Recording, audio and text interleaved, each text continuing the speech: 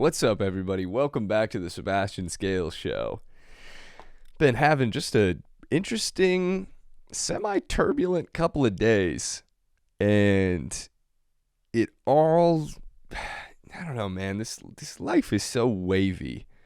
You know, one moment you're feeling like I finally figured it out, and then something happens, and then you're just like right back into the mix of the headspace that you thought you had figured out how to not dip into. And first of all, the wildest experience happened to me at the beach the other day. I was walking back from playing frisbee with a couple of friends, and it was like a mile back to my place on the beach, and I was walking, and for some reason I had my headphones on and I was listening to music, and then after a while I just kind of turned it off, but I kept my headphones on. And I don't really know why I did that, because it doesn't make sense. Like, it just, for whatever reason, I just turned off the music but didn't take off my headphones. And I had been walking for a while, you know, listening to some Alan Watts, some music, the classics, and then I turned the music off and was just sort of listening to the waves, but like a muted version of the waves. And I had been walking for a while, and I was like almost back at my place. And as I was walking, I noticed, like, just in the corner of my eye, this little girl like walked up right beside me and like started walking with me for a second. And I like was just kind of like, before I could react to it, she goes, "Let's play tic-tac-toe, Sebastian." And I was so confused in that moment, but like, I was like, well, this person must know me, you know? Like, I haven't recognized who this little girl is yet, but she must know me. And so I like looked at her, just sort of expecting to recognize her, and I didn't recognize her. Then I hear this lady a little ways away go, "Annabelle, come back over here." And I like looked up, and it was, I think, her mom, or maybe her grandma. She was like, "That's not Sebastian." And I was like, what's happening here? Like, I was so confused, because apparently this girl didn't know me, but had just somehow she thought that I was somebody named Sebastian. So she like ran back over to her mom, and in that moment I like kind of was like, well, maybe I'll just walk on. And then I was like, wait, no, like this is so too bananas to not like say something to the mom at least. So I walked over to the mom and I was like, wait, like my name's Sebastian. And the mom goes, "Oh my God, no way, that's wild. Like, this is Sebastian too." And she pointed at who, I guess it was, I think she was the mom, and I think it was her son and her daughter. So this guy who was like my size, height, age, a lot of things were similar about us. And apparently his name was Sebastian too. And he like had this girl over his shoulder, maybe his girlfriend or maybe his sister, I don't know, but they had been like playing in the water. So I like said hello to him, and he said hello to me, and we like fist bumped. So I guess Annabelle had just thought that I was her brother, and she wanted to play tic-tac-toe. So first of all, like, the fact that I wasn't listening to music and was able to hear what this girl said, and for her to have nailed my name, for like, this is one of those experiences where a lot of people would look at this and just be like, that's really unlikely. And I'm like, this is beyond unlikely. The sequence of events that had to happen for this to actually happen were so astronomically unlikely that it seems like it defies math. And for me to not be listening to music, for my name to be Sebastian, for me and the other Sebastian to be so similar in stature and I guess energy that Annabelle thought that I was him. And Sebastian's not a common name. And we had the same name. And for me to be able to hear it, if I had had my music on, I probably just would have kept walking. So many things lined up so perfectly for that experience to happen. So anyway, I talked to Sebastian briefly, and then I started talking to the mom again, and she was like, yeah, welcome to the clan of Sebastians. And I was like, yes, definitely. And I remember like looking at Annabelle, and she was kind of doing that kid thing where she's like smiling, but like not making eye contact. And I had this interesting feeling about this family. They felt familiar. I don't know why, but it felt like I knew them somehow from somewhere or some when. But the mom said something to me after she was like, welcome to the Sebastian clan. I was like, yeah, definitely. And then a part of me was like, I should probably like leave this situation, which I guess is just like my conditioned self being like, don't be weird. Don't make these people think you're weird, you know? And so I was like, oh, well, have a great day, everyone. And the mom looked at me and she was like, take good care. And the way that she said it was so deliberate and intentional. It felt more than a pleasantry. It's hard to explain why it felt so significant. Maybe it was in the context of the synchronicities, like being open to that. That maybe, I don't know. But I don't know if I'd really felt that like connection with a group of strangers before, where it was like, wow, like it was so trippy.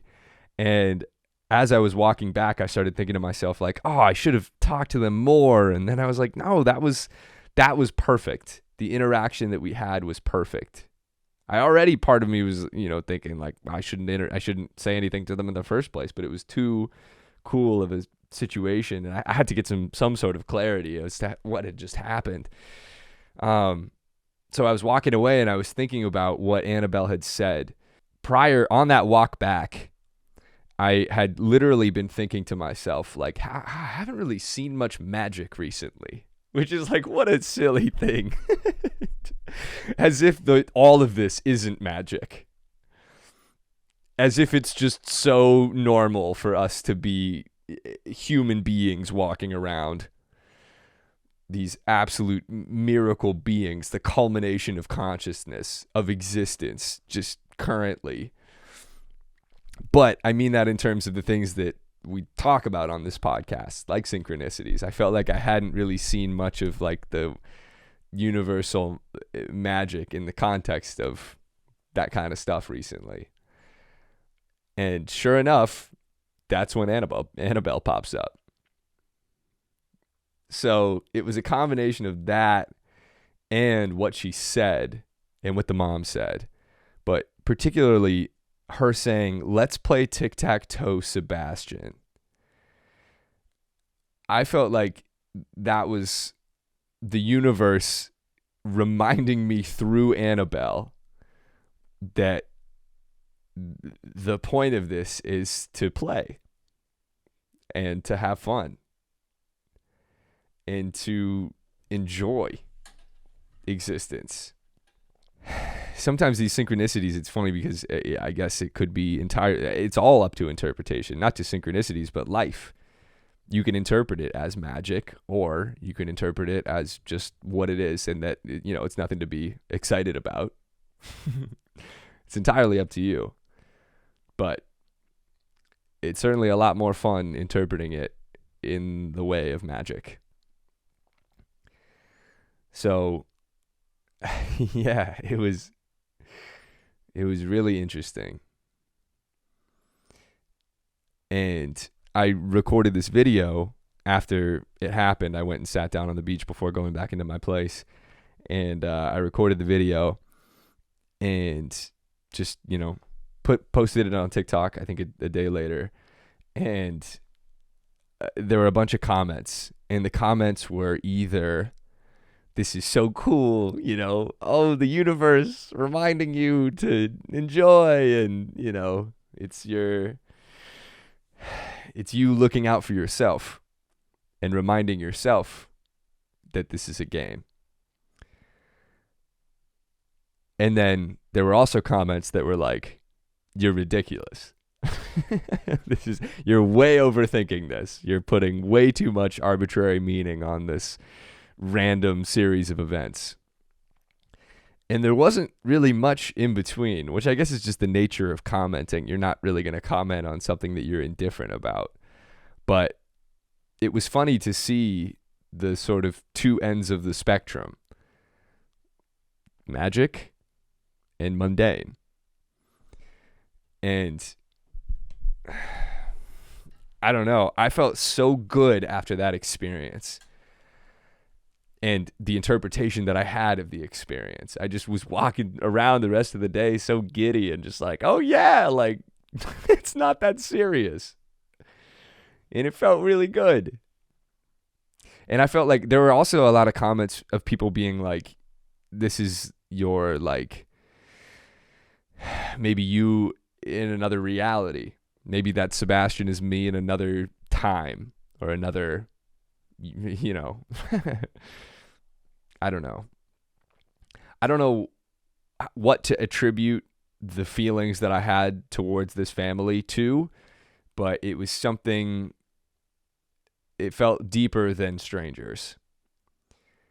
And it felt like the familiarity that Annabelle had towards me, I had towards her and her family.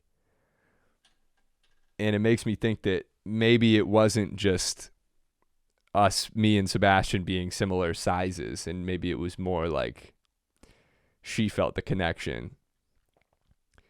Because kids feel it maybe the most, because they're not thinking as much in the way that all of us adults are. They're not worrying and stressing in the same ways. They're more present. And I doubt that Annabelle was like, oh, my soul brother or my brother from another life or whatever our connection is. But it's certainly beyond concepts and words. And maybe it was just a feeling that she felt. Whatever it was, it felt really good. And yeah, it was just so... Wow, I feel really grateful right now to be able to have a place to talk about this. And to be able to talk with you about this. Because I feel like for a lot of my life, I've been around people that view these types of things in the mundane way. And I just feel so much better to interpret it in ways that make you feel good, obviously. So anyway, I was riding that universal high for a while. And then that was Thursday.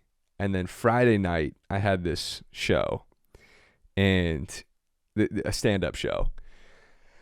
And I had told some of my friends about it. I've always been hesitant to invite people that I know to stand-up shows, partly because if you bomb, then you have to hang out with them after. And it sucks, and then everybody's like, oh, great job. And you're like, no, I know it wasn't good. And it's a lot easier if you're going to bomb in front of people that you don't know and never have to see again instead of your roommate. But I've been trying to get over that fear, because what's the plan? To just forever do stand-up anonymously? It's something that I have to do, and I might as well get over now. So I told a couple of friends about it, and there were like 7 friends that came to the show, and I was going to run the molestation material. I was going to do 10 minutes. I came up with some new bits that I thought were great. And I was excited. I was nervous, but I was excited. And it was a show in Hollywood. My friend was putting it on. And there were a couple of big YouTubers on the lineup that I didn't know personally, but I watched their stuff and I was excited to meet them. And I kept it together, like I will often find myself changing the way that I behave when I'm around people that I think I need to impress, as many of us do.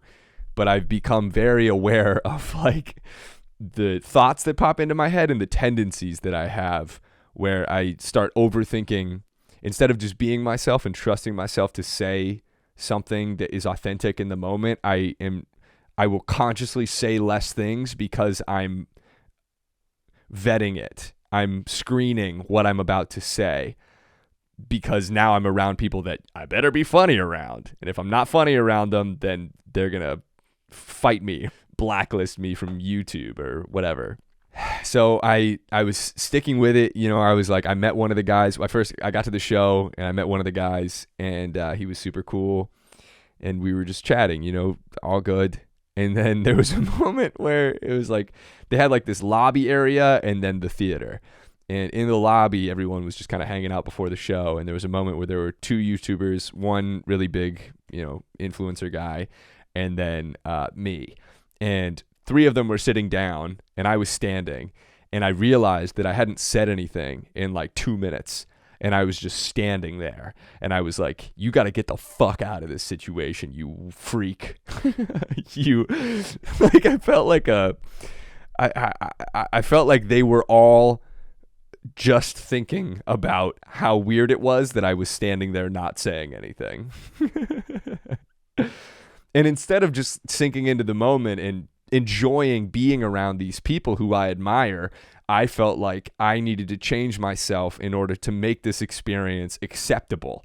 And partly because it was like, I need to impress these people. And because I don't yet fully feel that I am enough, I feel the need to change myself to a version of myself that my brain thinks is enough and will be respected by these people. And so I started noticing that and kind of just feeling that, and it doesn't feel good, but I'm glad to be aware of it. So I walked away. And I went to the bathroom, didn't have to pee, just went to the bathroom, and the lights didn't work in the bathroom. So I just stood there in silent darkness for a little bit and took a few deep breaths before coming back out and just saying to myself, like, hey, relax, you're good. So then I come back out, my friends are there. There's 50 or 60 people in the lobby area. People are starting to file into the seats.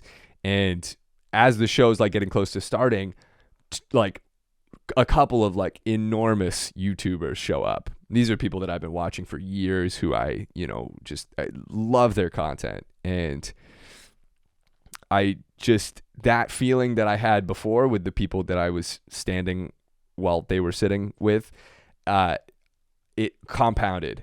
And I was like, oh, wow, now this is an opportunity. This is like, these people are going to, because they were there to support the YouTubers that I was just talking to, because they're all friends. But now I'm like, fuck, this is a big opportunity all of a sudden. Instead of performing for my friends and some strangers, now it's like, wow, this could be really monumental, especially because I know the reactions that a lot of people have to the molestation content. Almost every time something cool happens, whether it's during the show or after the show, people have really interesting reactions. And it's gotten to the point now where I'm very comfortable and confident with it, where I can deliver it and I know that it'll work. So, but now, in the same way that I felt like I wasn't enough before, now I'm like, instead of just trusting the material and trusting myself, I'm like, you better put on a performance. I mean, this better crush.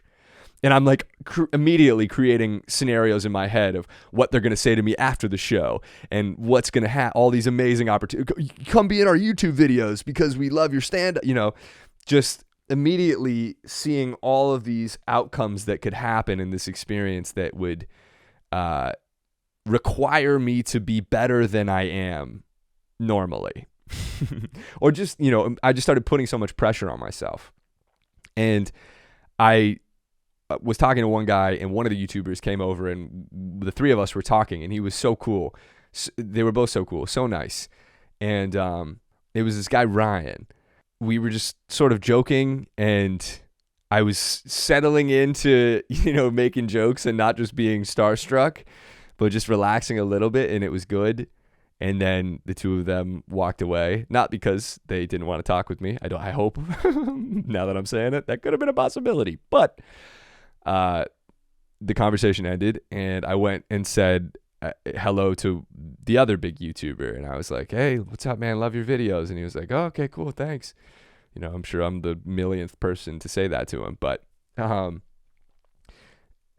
my whole demeanor had changed at this point, and I could feel myself as the show began. I was going up fourth, and there was a green room backstage, and a couple of comics were hanging out back there, and I left the green room to go practice my set outside of, out in the cold, because my heart was beating so fast, and when I get nervous, my neck gets red.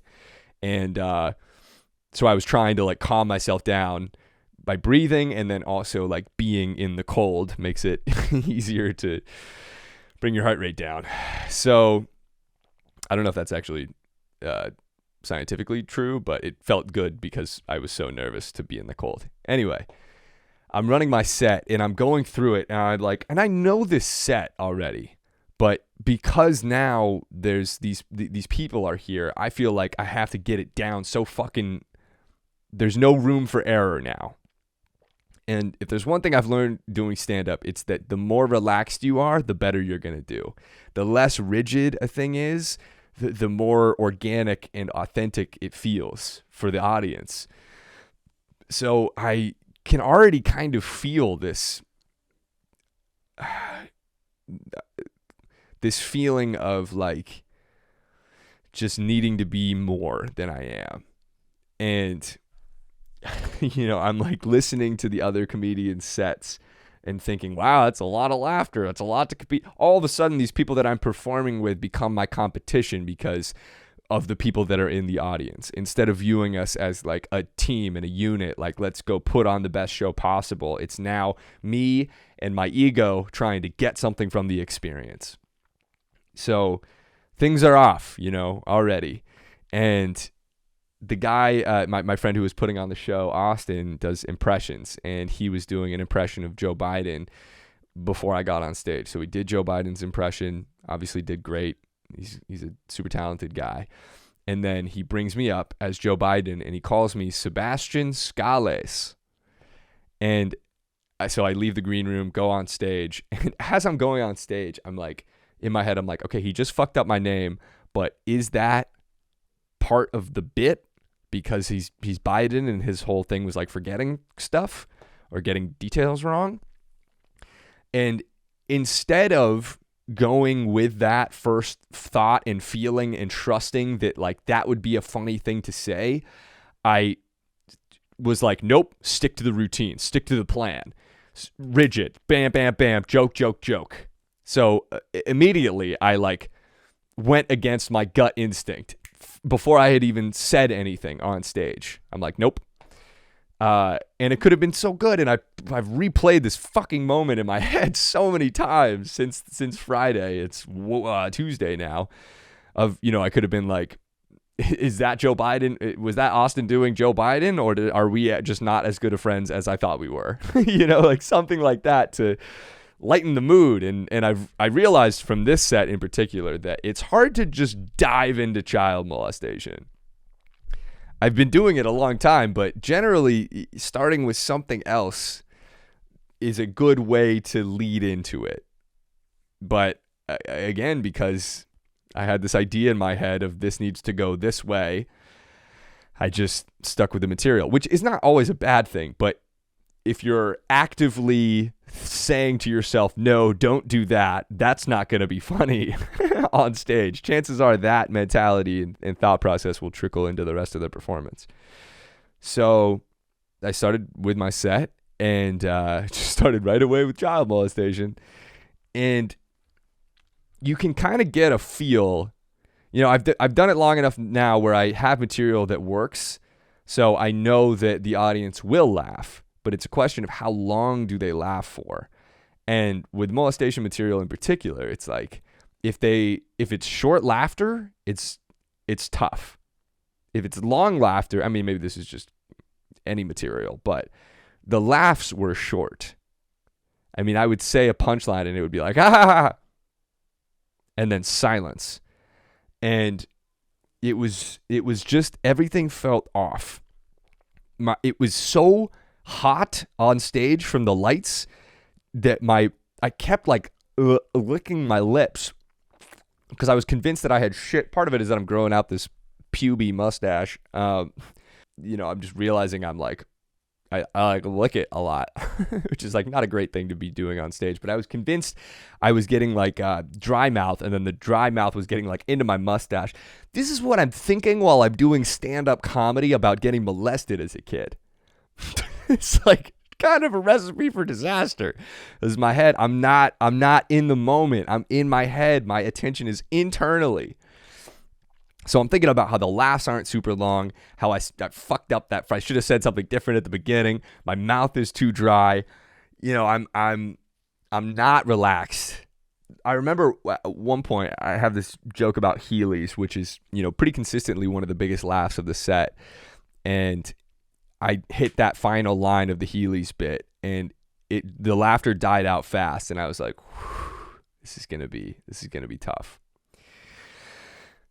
But instead of, saying how I was feeling in the moment, I just continued on.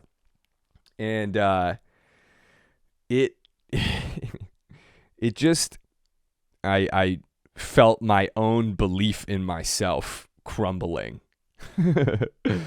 And I felt like the scenarios that I had imagined in my head were sort of, it's not even that it was a bad set. Like I ended up getting a recording of it after, and the recording was fine. Like, yes, the laughter was short, but it wasn't like I bombed. But at the end of the set, I was doing this new bit, and I forgot how I was going to end it. And so I was like trying to figure out, I couldn't remember. And instead of being like, I can't remember the name of instead of just being real and authentic, I just said nothing. Just as I did when I was standing and those three dudes were sitting. I just said nothing at the end of the set, and eventually was like, thank you guys very much. And it was just like it was such a long period of silence between my last joke and the end of the set that made the entire set feel like a bomb. And I was talking to a comic backstage after about how they call it the dismount, and you try to get off of the stage like on a high note. That's generally what people remember is like the end of the set, and it just was the note could not have been lower. It was deafening silence. And it made the whole set feel like a wash, especially when I'm already in my head about all these things that were going wrong. I don't even know how I looked. I don't know how people were perceiving me. I don't know what people really thought of the set. But I got off stage and I was back in the green room. And I'm like, suppressing a panic attack. Because all of my friends were there on top of these YouTubers who were now going to create my comedy career, apparently, according to my brain.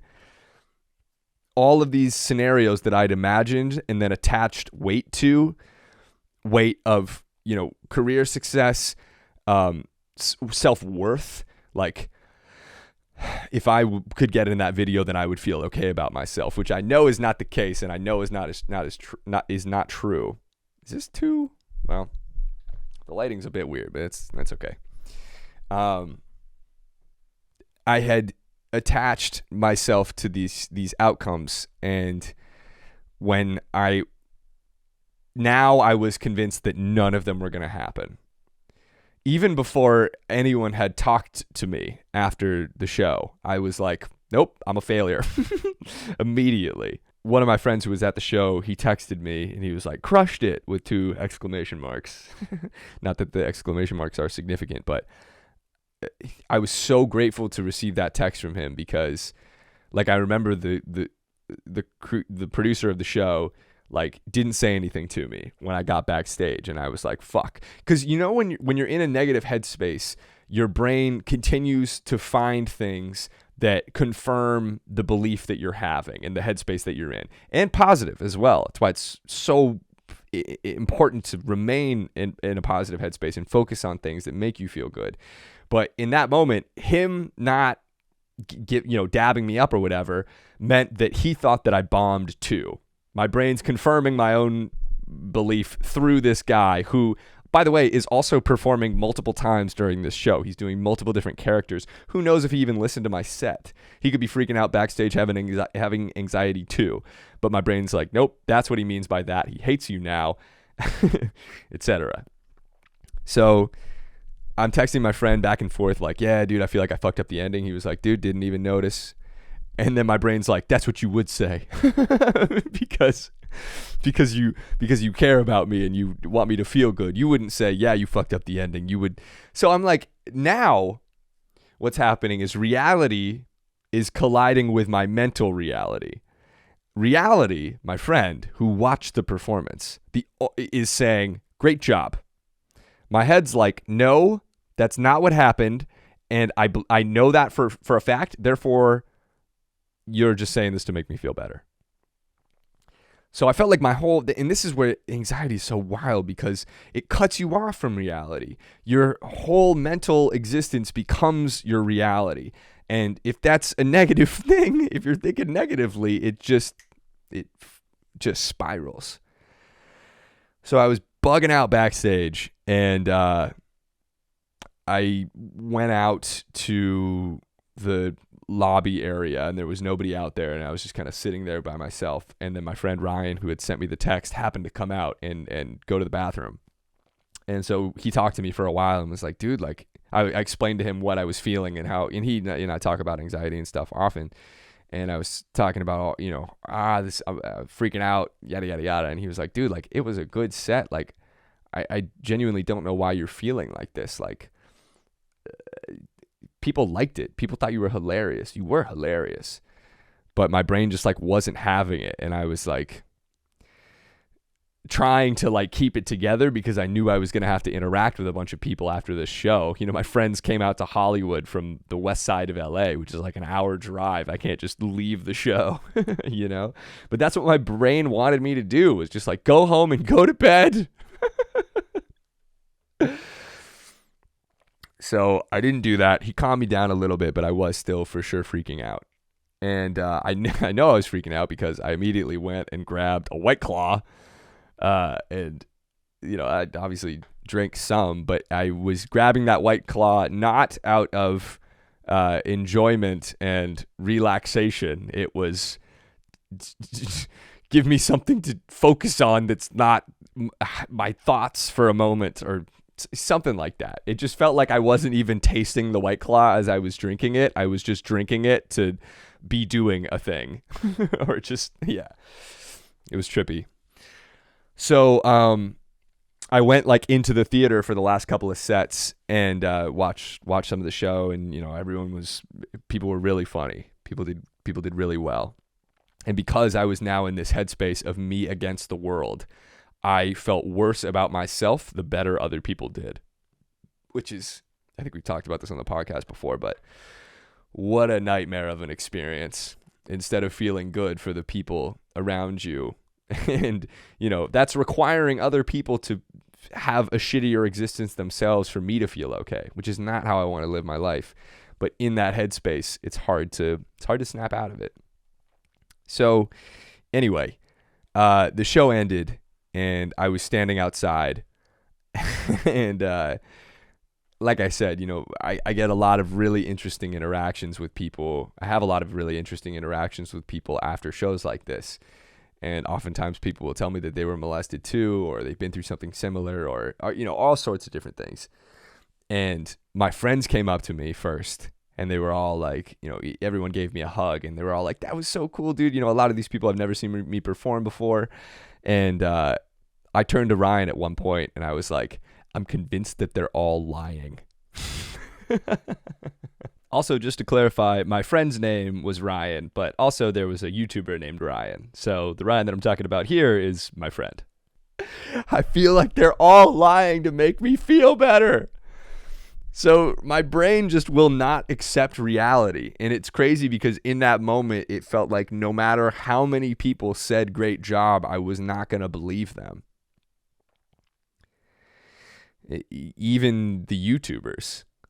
And one of the guys did come up to me and he was like, hey man, that was a really good set. That was really cool. And I was like, thank you so much, dude. And even then, the people that I had created this expectation around, because I had imagined a scenario where I now get to be in their videos because of this, that them just saying good job was not up to my imagination's standards. So even that felt like a failure.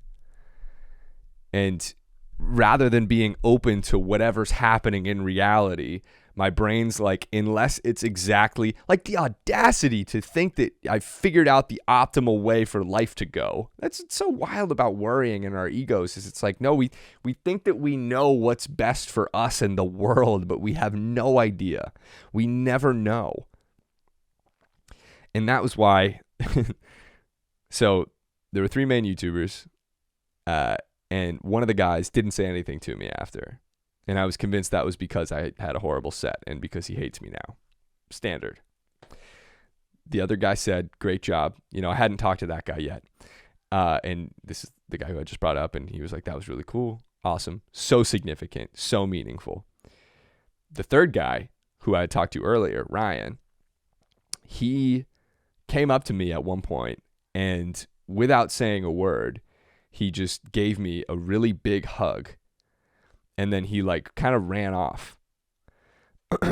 And in that moment, my interpretation of that was he didn't even say anything. It felt like he gave you that hug because he felt bad for you. Again, anxiety talking. But it felt like everything that everybody did was a confirmation of what I believed was happening. And it is possible that that's what was going on, but just so crazily unlikely. Maybe people are just telling the truth. Maybe people just actually liked your performance. Maybe the whole world isn't out to get you. But in those moments, it felt like it was. Everyone was. And I had some really meaningful conversations with some people afterwards, not just the YouTubers, but, just people that had been at the show. And I remember one person was like, wow, you were my favorite performer. And I was like, in my head, I was like, there's no way. So there was just instance after instance of my mind just battling reality, trying to confirm my beliefs. For what reason? I don't know. It's like a victim mentality. It's like, no, I know that I'm right about this. And then, I felt like I got into a bit of a paralysis after that, where a couple of different people were like, hey, do you want to go grab a beer? Do you want to go out? Do you want to come back to this house party? Oh yeah, tough life. A bunch of people wanted to hang out with me after the show, and I was like, I don't know what to do. I can't make a decision. Everything that I do is wrong. But it's just how it felt in the moment. I felt like I had anxiety, decision paralysis, and it felt like I couldn't make the right decision. So I got invited to one of the YouTubers' houses who was on the show, and I think a lot of those guys were going to be there. And I just decided not to go because I felt like I wasn't being who I am. I felt like I wasn't myself. And I felt like in the same way that I had been performing to try to get an outcome, I would have been going to hang out with them for a reason other than just to have fun. And especially because the show had gone so poorly in my head, I felt like I needed to make even more things happen. And it would have just, I think it probably would have been not a great experience. So I just hung out with some of my friends instead. And, had a little freak out in the car. 2 of them calmed me down. And truly, I had not been back in this headspace in a long time. And, yeah, it's weird to return to it. But I was thinking about it more the next day. Actually, I should say that during the set, I've been doing this thing recently where like I'll ask the audience, like, did anyone else get molested? Because I've had some really interesting interactions like that, and just because it's a fun thing to do in the context of what I'm talking about, to be like, hey, look, it happens. You're not alone. There's lots of us. And nobody had said anything when I asked this during my set.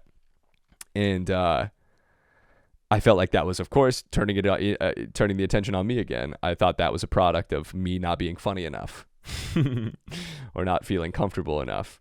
It felt like I reverted back into a version of myself like when I was doing stand-up when I was younger, a few years ago, where I'm just like frozen on stage and not comfortable and not okay. So I felt like it was a product of that. But I got this message from this person later that night at like 2:30 in the morning. And they were like, I'm not ready to talk about what happened to me yet, but I just want you to know that you give me strength. And I read that coming back from the bar. One of my friends was driving us back. And it helped me step out, because it made me realize that just because nobody said anything in that moment doesn't mean people weren't affected positively and negatively, possibly. But I don't need somebody to say, yes, me too, and then we have this amazing conversation and everybody's blown away while I'm on stage. Again, attaching to an outcome instead of going with the flow of the moment.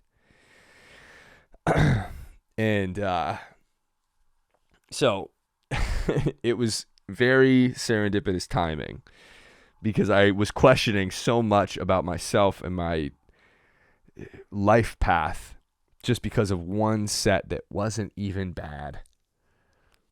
It was just my interpretation of it. And then the next day, so thank you to that person. Yeah, I asked him if I could share, and he said, absolutely. So keeping him anonymous, but thank you to you, my friend. You showed up in a time that I needed strength. And so thank you for that. Again, it's all up to interpretation. Like, I thought more about the interaction that I had with Ryan after the show the next day too. And my inability to let go of the way that I thought things were going to go completely blinded me from the way things went. And because this one big YouTuber didn't say anything to me after the show, that made me unaware of how significant that hug that Ryan gave me was. Like, it almost felt like, in the same way that person who reached out at like 2:30 in the morning on Instagram and was like, hey, I'm not ready to talk about this, but thank you. You give me strength. That felt like what Ryan was doing in that moment, where it's kind of like, hey, I don't have the words to say this, what is going on with me right now. But that hug was an expression of love.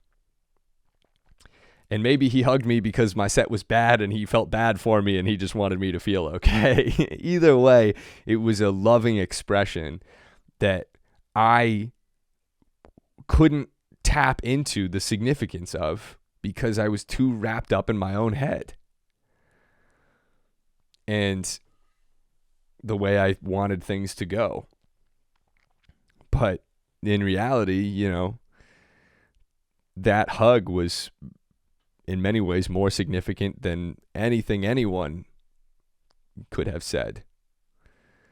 It's different. People say significant things about this stuff all the time, but it just made me really remember how important it is to keep your attention on what's happening. Because for all I know, that could have had the biggest impact of any show that I've ever done on the people that were at the show. And maybe I'll find that out many years down the line, or tomorrow, or never. But if the point of this, especially with the molestation stand-up, is to like help people and myself, as soon as I made it about me and my own advancements, I lost sight of that. And it made me unable to grasp and observe the magic again. And maybe this big YouTuber who said nothing to me after the show was molested too. And he's like, I don't want to fucking talk to this guy. Or maybe he was. Maybe his dad was accused of being a molester, or something. There are infinite options, and my brain thinks it knows exactly what happened. Isn't it a wild coincidence that everything that my brain is sure of that's happened is negative? Interesting. And unlikely.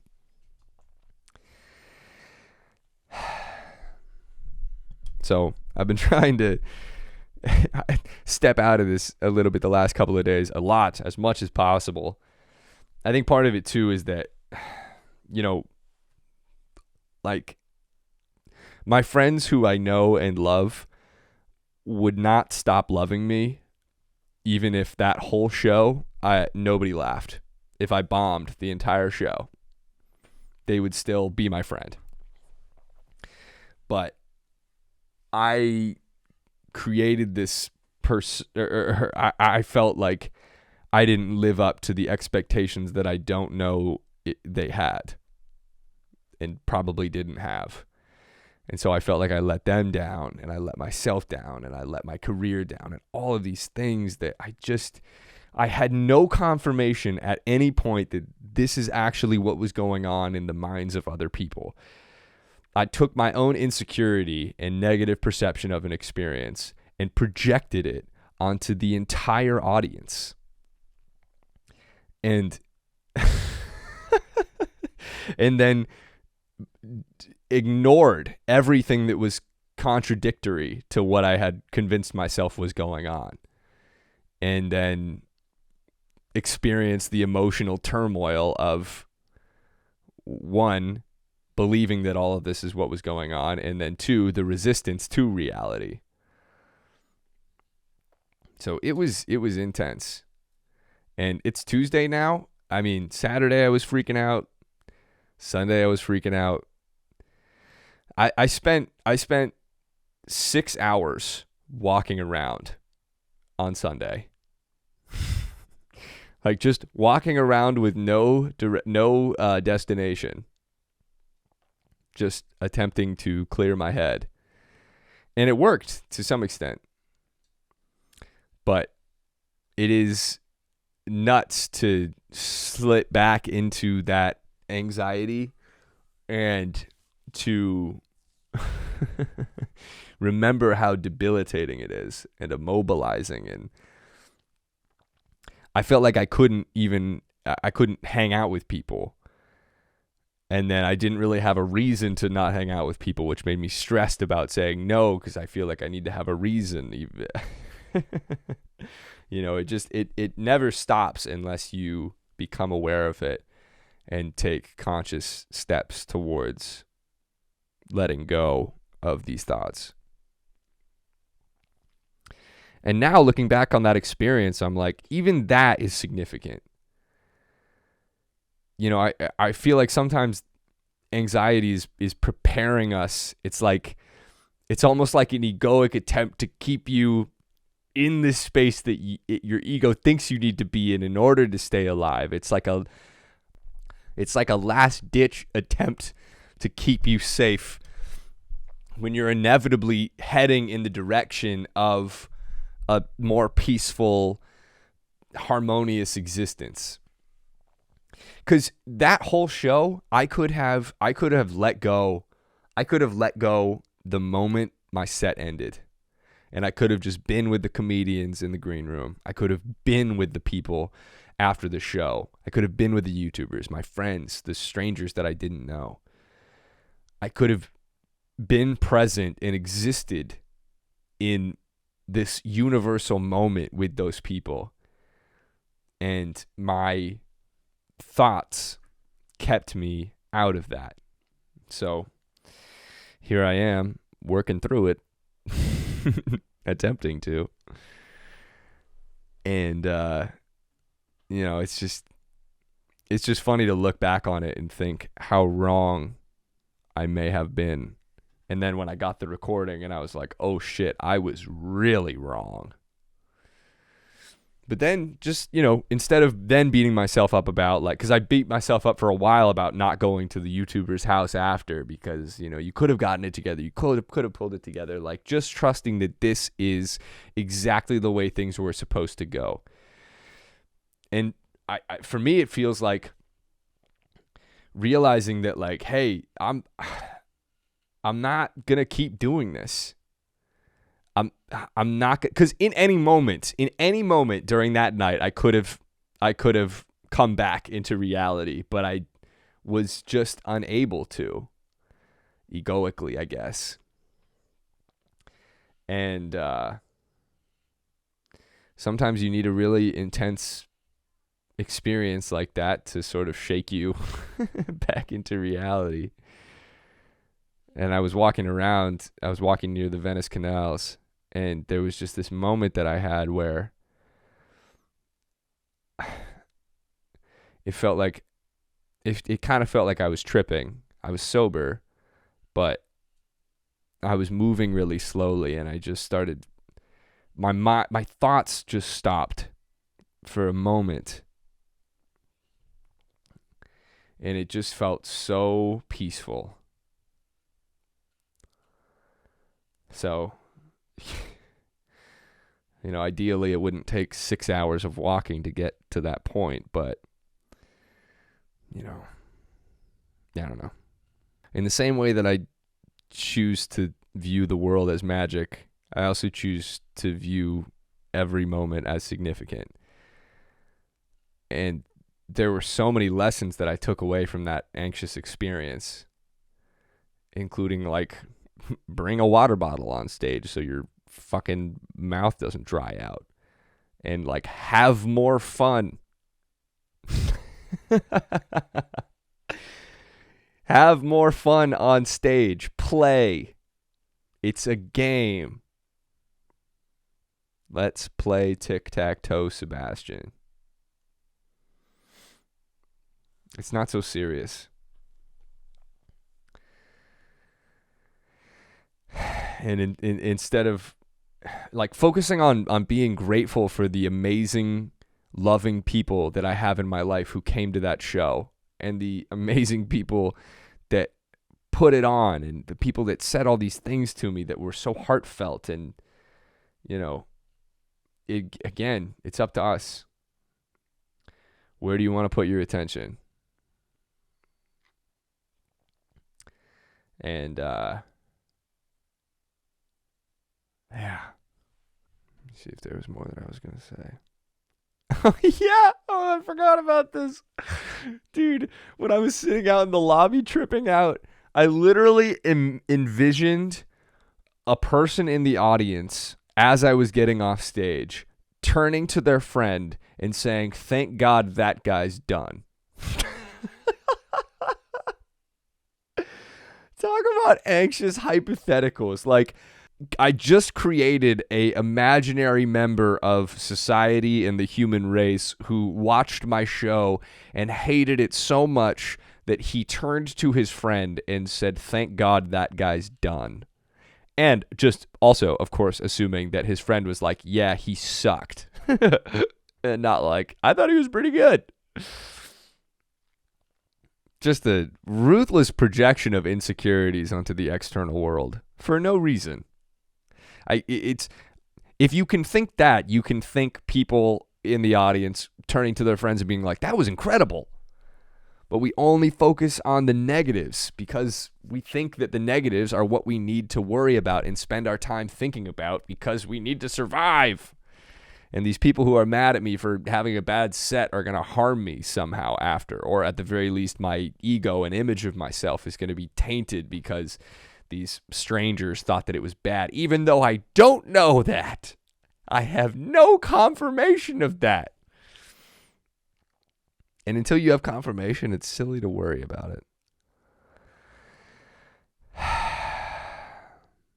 And also, like, just so grateful for my friends, because I talked to two of them after the show when we were driving to the bar, and they calmed me down. And then the next day I was talking to my roommate and his girlfriend and his brother, and they were all just presenting these incredibly mindful points about the performance, and everyone was just showing up and really helping me through this. And I was getting mad at myself and irritated with myself for the fact that I kept bringing this up. You know, it was like I was creating a problem where there wasn't one, and then causing everybody else's reality to become centered around the problem that I was having, and being like, help me, help me get through this. And then that compounded it. It was like the ego created the problem, and then the ego was trying to think its way out of the problem by asking everybody for, help. Not that you can't ask for help. It's like, of course you need to sometimes, but yeah. These types of situations test us in many ways. They test our ability to remain present and test our ability to really let go of ego. And sometimes you get tested and realize that still got a ways to go. And that's okay. Realizing that having a ways to go just means that you're going to get to a point where you feel even better than you do now. And that it's an opportunity to grow and not something that you need to be upset with yourself about. So, perceptions. How do you view it? How do you view the world? It's all significant. Annabelle, Ryan, my friends, every moment.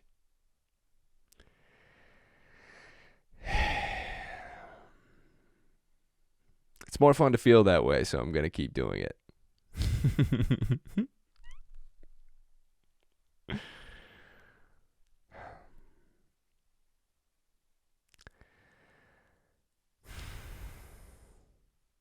Thank you guys for listening. Lots of love. I know this was a bit of a venti episode, but like I said at the beginning, it's what you're going to get. Unfiltered thoughts. I needed to apply some of that logic during the show. If I had just gone with my gut and said the things that I thought were funny in every moment this weekend, it may have gone better, may not have, but it would have been more relaxing. So, we're getting through it, and we will continue to get through it. See you guys in the next episode. Peace.